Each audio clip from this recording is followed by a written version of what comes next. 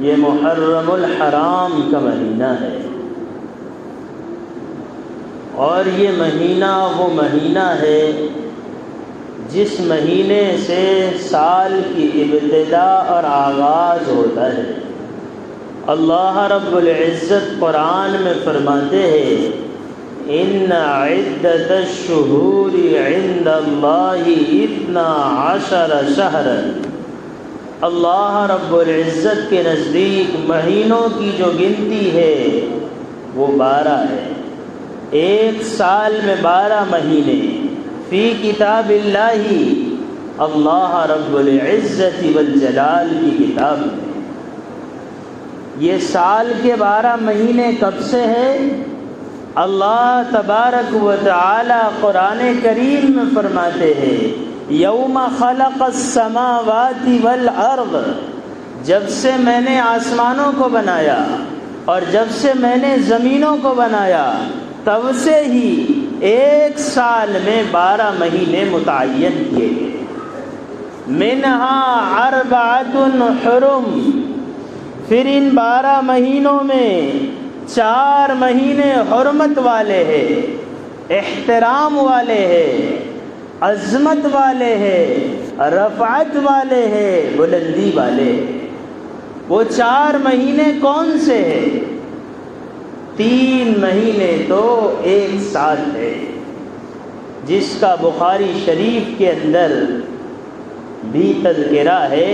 اللہ کے رسول صلی اللہ علیہ وسلم نے فرمایا 4 مہینے، جس میں سے 3 مہینے متوالیات ہے، پے در پے ہے۔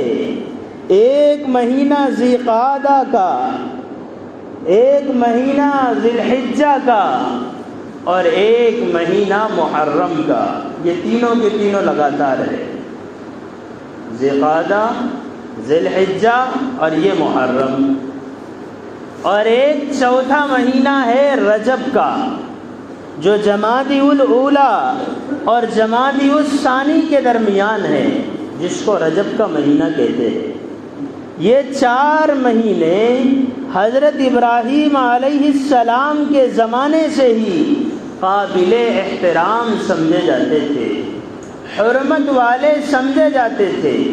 اسی لیے مکے کے اندر مشرکین کے درمیان ظلمت کے زمانے میں، کفر کے زمانے میں جو لڑائیاں چلتی تھی، جو اختلاف چلتے تھے، کئی کئی دنوں سے لڑائیاں چلتی رہتی تھی آپس میں، ایک دوسرے کے وہ خون کے پیاسے ہوا کرتے تھے۔ لیکن جب یہ حرمت والے مہینے آتے تھے تو وہ اپنے لڑائی کو ترک کر دیتے تھے، اور لڑائی کو ان مہینوں میں ناجائز سمجھا کرتے تھے، اور مہینوں سے چلنے والی لڑائی ان مہینوں کے آنے سے رک جاتی تھی۔ اللہ رب العزت نے ان 4 مہینوں میں رمضان کا تذکرہ نہیں کیا، حالانکہ رمضان کا مہینہ 12 مہینوں کے اندر سب سے زیادہ افضل مہینہ ہے۔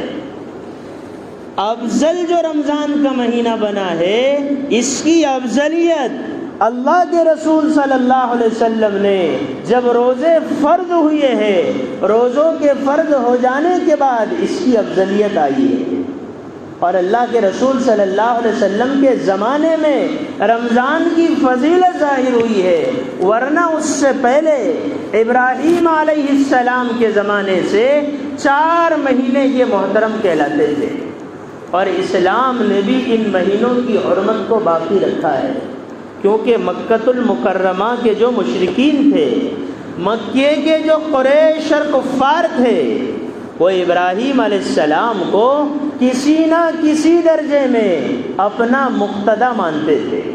ابراہیم علیہ السلام کو اپنا مقتدی، اپنا بزرگ اور اپنا پیشوا مانا کرتے تھے، اگرچہ ان کی بہت ساری باتوں پر وہ عمل نہیں کرتے تھے، لیکن وہ یہ کہتے تھے کہ ہم ملت ابراہیمی پر ہیں۔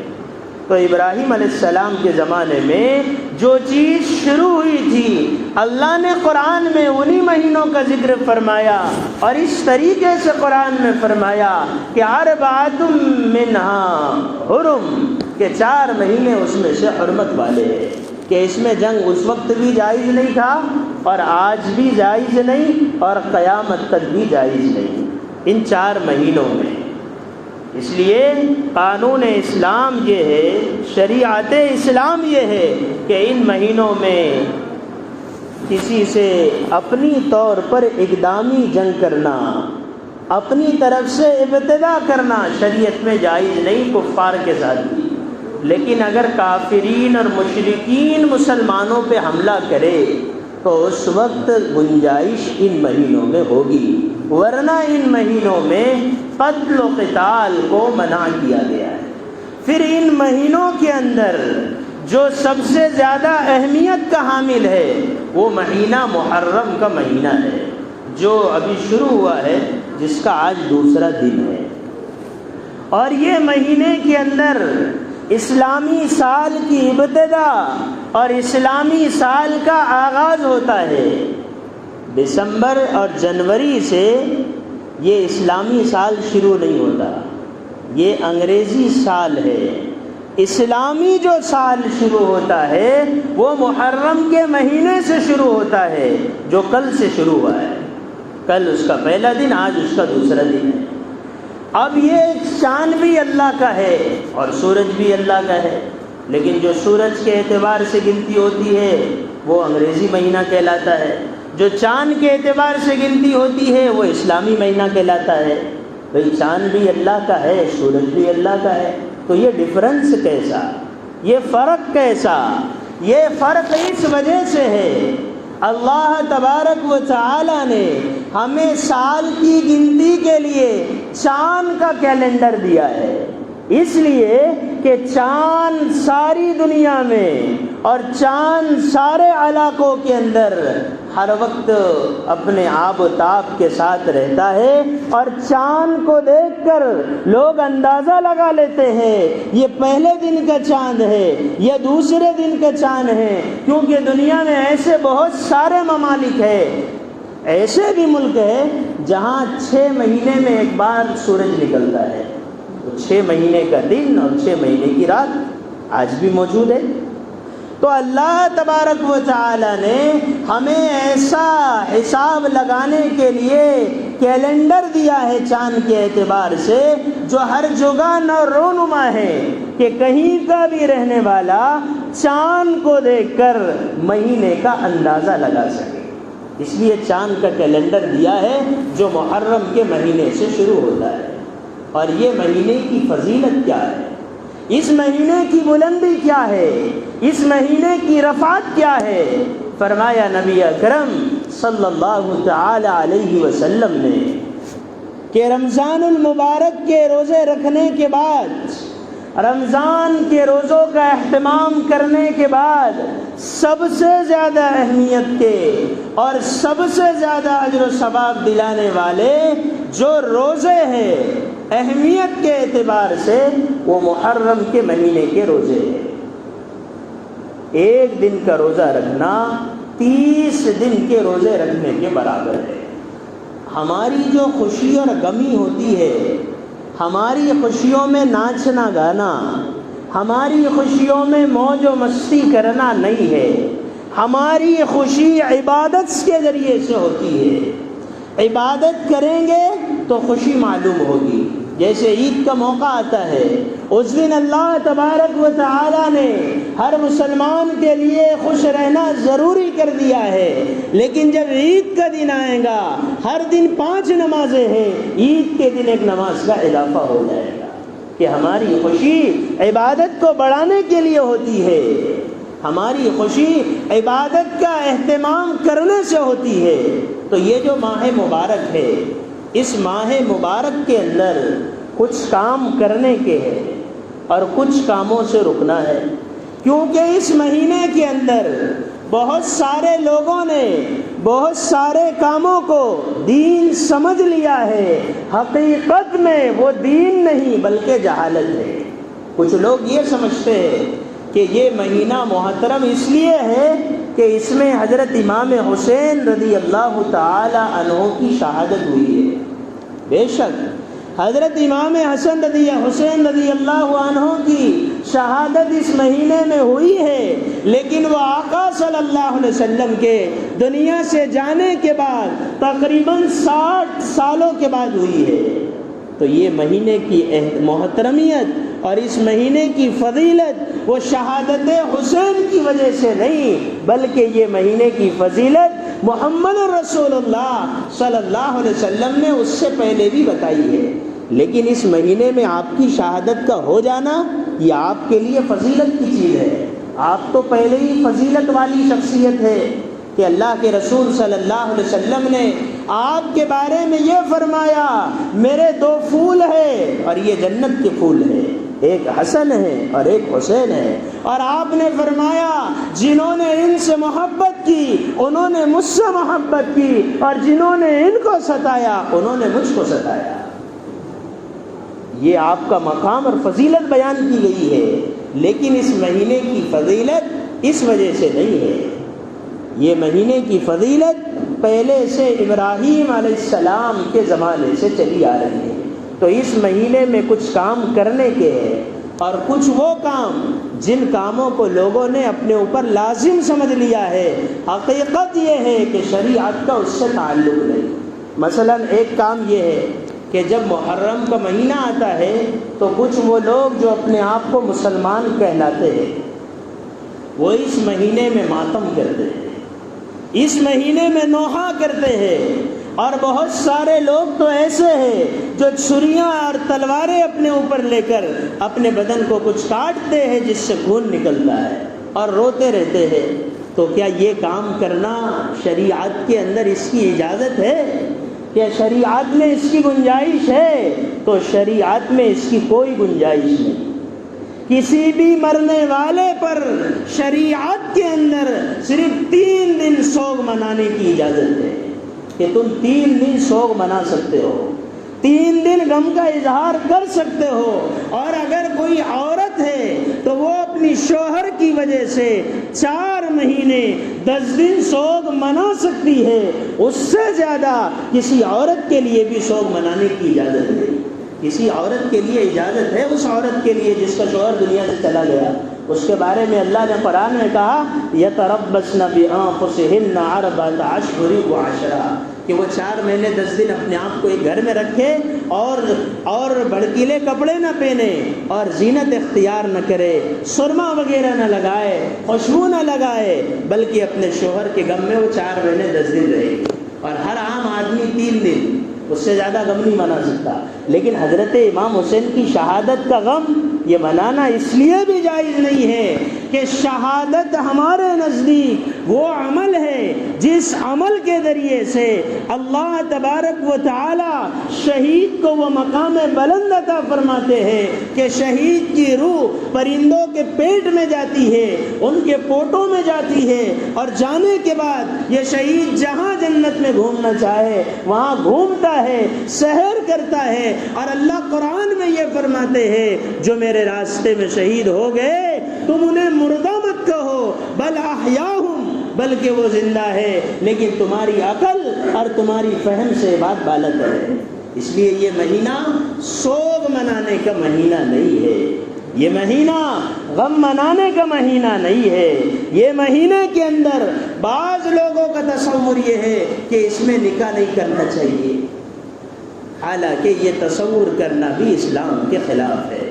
آپ صلی اللہ تعالی علیہ وسلم کی جو ازواج مطہرات ہیں، جو آپ کی بیویاں ہیں، ان میں کچھ بیویاں ایسی بھی ہیں جن کا نکاح آپ صلی اللہ علیہ وسلم سے محرم کے مہینے میں ہوا ہے، لہذا اس مہینے میں نکاح کرنا اس میں بھی شرعاً شریعت میں کوئی حرج نہیں ہے۔ کچھ لوگ یہ سمجھتے ہیں کہ اس مہینے میں غم کے طور پر اور سوگ کے طور پر کالے کپڑے پہننا چاہیے۔ یہ کالے کپڑوں کا پہننا یہ شیعوں کا طریقہ ہے، اسلام سے اور شریعت سے اس کا کچھ بھی تعلق نہیں ہے۔ شریعت کا تعلق ان مہینے میں کن کاموں سے ہے؟ سب سے پہلا کام جو میرے آپ کے نبی سرور دو عالم صلی اللہ تعالی علیہ وسلم نے ارشاد فرمایا کہ یہ مہینے میں تمہیں کیا کرنا ہے؟ صومو یوم عاشورا، کہ جب عاشورے کا دن آئے تو روزہ رکھو۔ عاشورے کا دن کون سا ہے؟ 10ویں تاریخ کا جو دن ہوتا ہے 10 محرم، اسے عاشورہ کہتے ہیں۔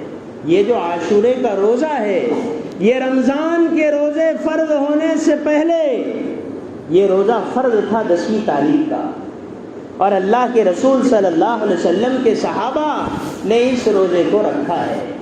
لیکن جب رمضان المبارک کے روزے فرض کر دیے گئے تو یہ عاشورے کے روزے کی فرضیت منسوخ کر دی گئی کہ اب یہ روزہ فرض نہیں ہے، لیکن یہ روزہ رکھنے پر ثواب بھی ہے اور اجر بھی ہے۔ اور اس مہینے میں خاص نبی نے اپنی امت کو یہ عمل بتایا ہے، اور اس کا تاریخی پس منظر کیا ہے؟ جب آپ صلی اللہ تعالی علیہ وسلم مدینہ آئے تو مدینے کے یہودی بھی 10 تاریخ کا روزہ رکھتے تھے۔ آپ صلی اللہ تعالی علیہ وسلم نے ان سے یہ پوچھا کہ تم یہ روزہ کیوں رکھتے ہیں؟ تو انہوں نے فرمایا ہم یہ روزہ اس لیے رکھتے ہیں کہ ہمارے نبی حضرت موسیٰ علیہ السلام کو اللہ تعالی نے فرعون سے اس دن نجات دی تھی، کہ جب موسیٰ علیہ السلام اپنے لشکر کو لے کر اور اپنی قوم بنی اسرائیل کو لے کر مصر سے چلے تھے اور راستہ بھٹکنے کی وجہ سے سمندر سامنے آ گیا تھا۔ جب سمندر سامنے آیا تو قوم کہنے لگی اب تو ہم مر گئے، پیچھے جائیں گے تو فرعون کا لشکر ہے، سامنے جائیں گے تو سمندر ہے، اب ہمارا کیا ہوگا؟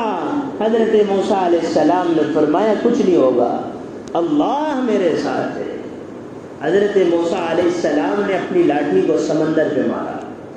جب حضرت موسیٰ علیہ السلام نے لاٹھی کو سمندر پہ مارا تھا تو سمندر میں 12 راستے بن گئے تھے، اور آپ کے ساتھ 12 قبیلے تھے، اور 12 کے 12 قبیلے ان 12 راستوں سے گزر گئے۔ اب فرعون کا لشکر پیچھے آیا تو اس نے دیکھا کہ یہ سمندر کا پانی تو پہاڑ کی طرح ہو گیا ہے، راستے بن گئے ہیں، تو اس نے بھی اپنے لشکر کو سمندر میں ڈالا۔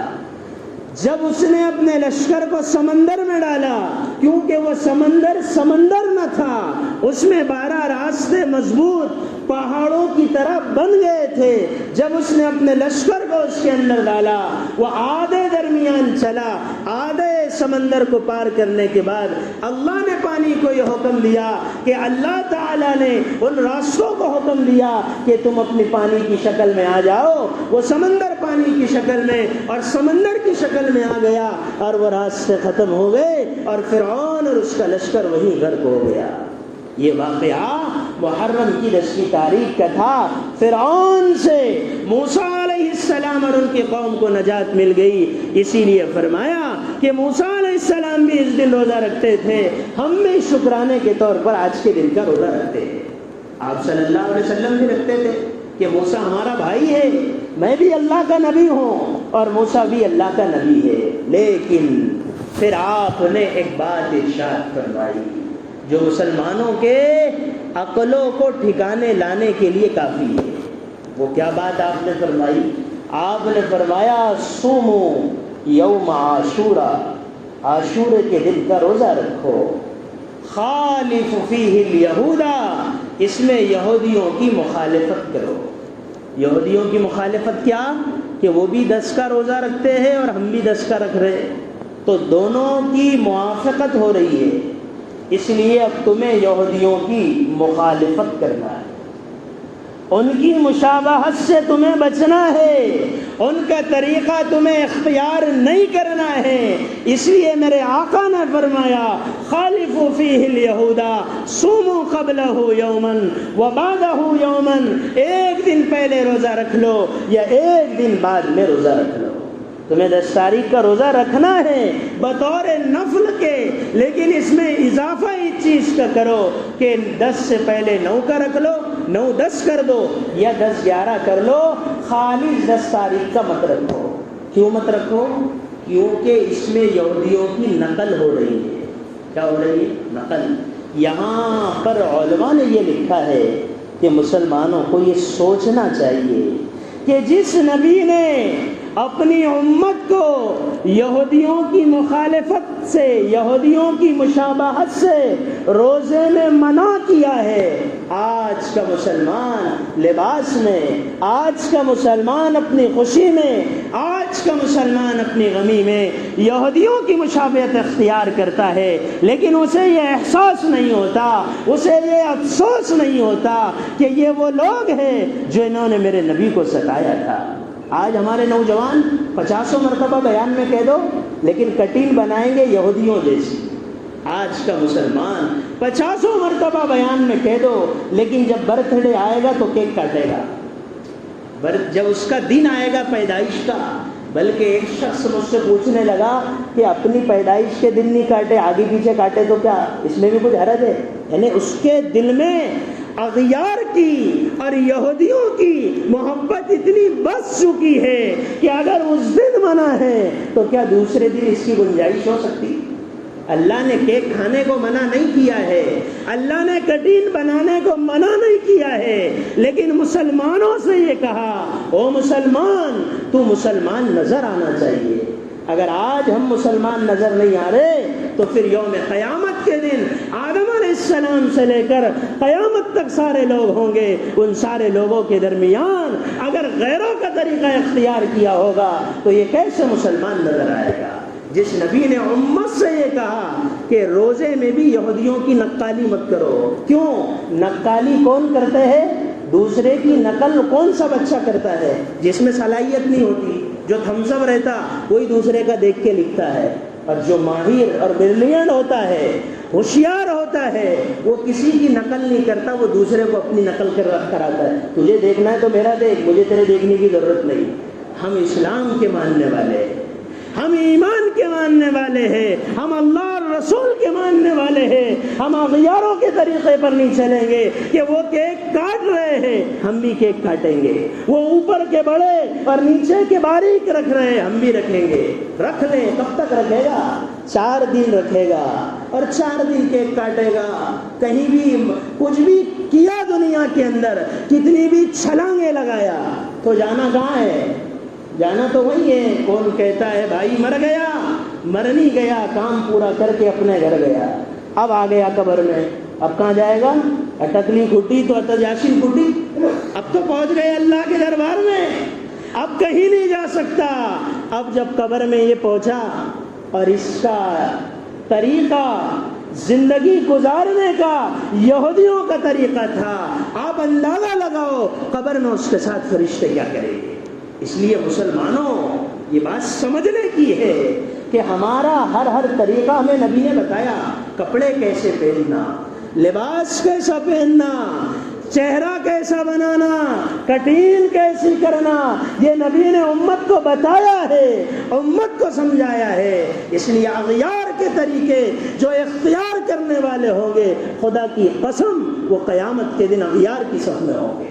میرے نبی نے فرمایا من تشبہ بقوم فہو منہم، جو جس قوم کی نقالی کرے گا قیامت کے دن اسی کے ساتھ کھڑا کر دیا جائے گا۔ یہ کیک کاٹنے والوں کو ابھی سمجھ میں نہیں آ رہا، یہ اوپر کی بڑی اور نیچے کی باریک کٹنگ کرنے والوں کو ابھی سمجھ میں نہیں آ رہا، لیکن جب فرشتہ آئے گا تو سب سمجھ میں آ جائے گا۔ اس لیے عربی کا مقولہ ہے اذا انکشفت الغبار، جب غبار ہٹے گا سوف تعلمون تحت رجلک فرس ام حمار، جب غبار ختم ہو جائے گا تو دیوانے تجھے پتہ چل جائے گا تو گھوڑے پہ سوار تھا یا گدھے پہ سوار تھا۔ ابھی تو غبار ہے نا، ابھی کچھ سمجھ میں نہیں آ رہا، ابھی نشہ ہے دنیا کا کہ میں بھی کچھ اچھا نظر آؤں۔ تو یہودیوں کی اسٹائل اختیار کرنے سے نبی نے روزے میں منع کیا ہے۔ تو اب ہمیں اس دن کا روزہ رکھنا ہے، 10 تاریخ کا روزہ۔ کوشش اس بات کی کرنا ہے کہ ایک روزہ اس کے ساتھ اور ملانا ہے، 9-10 کا رکھو یا 10-11 کا رکھو۔ اگر یہ روزہ رکھیں گے تو ایک تو نبی کے بات پر عمل ہوگا، اور دوسری بات محمد صلی اللہ علیہ وسلم نے فرمائی کہ جو عاشورے کا ایک دن کا روزہ رکھے گا 10ویں تاریخ کا، اس ایک روزے کی وجہ سے اللہ رب رب العزت اس کے 1 سال گزشتہ گناہوں کو معاف کر دیں گے۔ یہ جو گزشتہ گناہ معاف ہوتے نا 1 سال کے، اس میں یہ بات بھی سمجھنا، اس سے صغیرہ گناہ مراد ہے، جو چھوٹے چھوٹے گناہ ہیں۔ نہیں تو کچھ نوجوان کیا سمجھ رہے کہ بس 1 روزہ رکھ لو اور پھر انسٹا پر کتنی ہوئی لڑکیوں کو دیکھو، کچھ نہیں ہوتا۔ 1 سال کا روزہ رکھ لو اور پھر یوٹیوب پر سیریل دیکھو، کچھ نہیں ہوتا۔ ایسا نہیں ہے، اس سے صغیرہ گناہ مراد ہے۔ ہم جو ہے نا، ہر آدمی، چاہے میں ہوں یا آپ ہو، کوئی بھی ہو، امام ہو یا مقتدی ہو، آئے دن ہم سے خطائیں ہوتی رہتی ہے، آئے دن ہم سے خطائیں ہوتی ہے۔ اس لیے اس روزے کا اہتمام کر لیں گے تو گزشتہ 1 سال کے گناہوں کو اللہ معاف کر دیں گے۔ اور اس روزے سے کیا بات پتہ چلی کہ یہودیوں کی نقالی نہیں کرنا، مشرکوں کی نقالی نہیں کرنا۔ ہم وہ نہیں ہیں جنہیں زمانہ بنا گیا، ہم خود تراشتے ہیں منزل کے سنگ میل، ہم وہ نہیں جنہیں زمانہ بنا گیا۔ لیکن آج ایمان والے اغیار کی اسٹائل اپنا رہے، حال ابتر ہے تیرا کیوں یہ مسلمان ہو کر، فکر و عقبہ کی نہیں صاحب ایمان ہو کر، میرے اس حال پر اسلام یہ کہتا ہوگا کہ بدنام کیا نام مسلمان ہو کر، کہ مسلمان ایسا نہیں تھا، اس کی ایک پہچان تھی، وہ دور سے نظر آتا تھا یہ مسلمان ہے۔ آج نام پوچھنا پڑتا، کیوں ہو تمہارا کیا نام ہے؟ تو جب تو دنیا میں نہیں پہچانا جا رہا ہے تو آخرت میں کیسے پہچانا جائے؟ تو دوسری چیز اس مہینے میں جو سمجھنے کی ہے وہ کیا ہے؟ اس مہینے میں اپنے گھر والوں پر 10ویں تاریخ کے دن، عاشوراء کے دن وصعت کرنا۔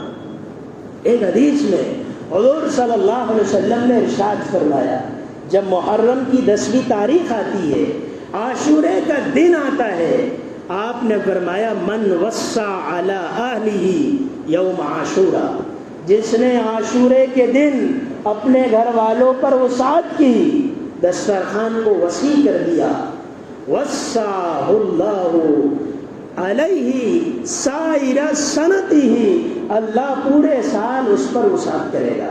تو 10 تاریخ کا روزہ بھی رکھنا ہے اور کھانے میں پینے میں دسترخوان کو وسیع کر دینا ہے۔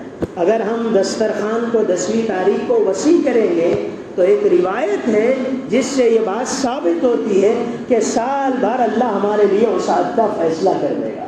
لیکن اس میں ایک بات سمجھنے کی ہے، وصعت کا مطلب یہ ہے کہ جو چاہے پکاؤ، جو چاہے کھاؤ، لیکن اس کا یہ مطلب نہیں کہ کچھ لوگ یہ سمجھتے کہ کھچڑا پکانا ہی ضروری ہے۔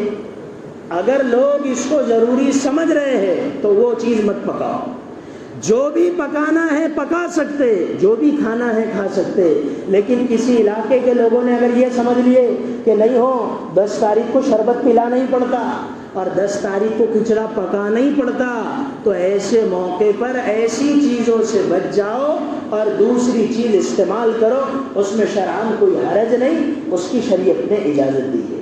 اللہ تعالیٰ مجھے آپ کو کہنے سننے سے زیادہ عمل کی توفیق عطا فرمائے۔ لیکن ایک بات سمجھنا آج کہ اسٹائل غیروں کی نہیں اپنانا، ایمان کی، نبی کی سنت کے مطابق سنت کو۔